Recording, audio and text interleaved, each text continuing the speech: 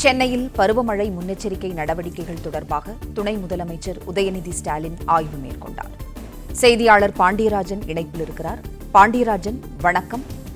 சென்னை மாநகராட்சி ரிப்பன் மாளிகையில் உள்ள ஒருங்கிணைந்த கட்டுப்பாட்டு அறையில் துணை முதலமைச்சர் உதயநிதி ஸ்டாலின் ஆய்வு மேற்கொள்கிறார். விவரங்கள் சொல்லுங்கள்.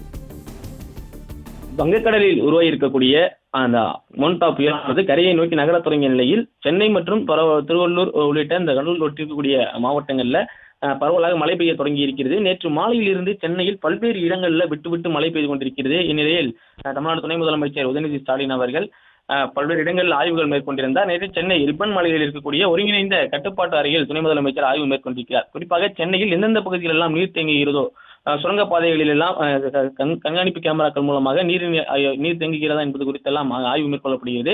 அதே போல சென்னையின் பல்வேறு பகுதிகளில் இருந்தும் அவர்களுடைய தேவைகள், அத்தியாவசிய தேவைகளுக்காக பொதுமக்கள் தொடர்பு கொள்ள முடியும். ஒருங்கிணைந்த அந்த கட்டுப்பாட்டு மையத்தில் அவர்கள் தொடர்பு கொள்ள முடியும்.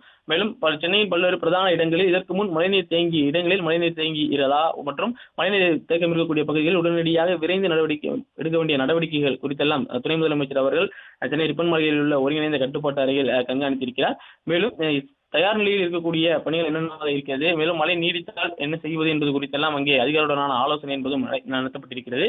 ஒவ்வொரு மண்டலம் வாரியாகவும் ஒவ்வொரு ஏரியா வாரியாகவும் அங்கங்கே மாநகராட்சி பணியாளர்கள் தயார் நிலையில் பணியில் இருப்பார்கள் எனவும் சொல்லப்பட்டிருக்கிறது. இந்நிலையில் அந்த மோன்டா புயல் கரையை கலக்கக்கூடிய இந்த நிலையில் இன்னும் சற்று நேரத்தில் இன்று காலையில் அது தீவிர புயலாக மாறும் எனவும் சொல்லப்பட்டிருக்கிறது. அதனால் மழையின் தாக்கம் அதிகமாக இருக்கும் என்பதால் சென்னை மாநகராட்சி முழுவதுமாக செய்யப்பட்டிருக்கக்கூடிய முன்னேற்பாடுகள் குறித்து ஒருங்கிணைந்த கட்டுப்பாட்டு மையத்தில் துணை முதலமைச்சர் அவர்கள் ஆய்வு மேற்கொண்டிருக்கிறார்.